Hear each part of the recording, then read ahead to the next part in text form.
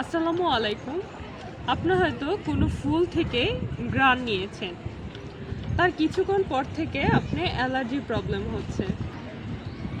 দুপুরে হয়তো আপনি কোনো চিংড়ি বা গরু মাংস জাতীয় খাবার খাওয়া হয়েছে।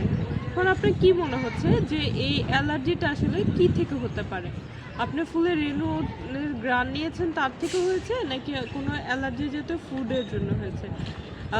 তা জানতে ভিডিওটি শেষ পর্যন্ত দেখুন। এক এক মানুষের অ্যালার্জি এক এক জাতীয় জিনিসের উপর হয়। কারো হয়তো খাদ্যে অ্যালার্জি থাকতে পারে, কারো বা ফুলের ঘ্রাণ নিতে গিয়ে ফুলের রেণু নাকে ঢুকে ইরিটেশন হতে পারে, কারো হয়তো সূর্যের আলো থেকে অ্যালার্জির প্রবলেম হতে পারে, কারো বা ঘড়ি জাতীয় মেটাল জিনিস পড়লে সেখান থেকে অ্যালার্জি হতে পারে, কারো হয়তো ধুলাবালি থেকে হয়, কারো বা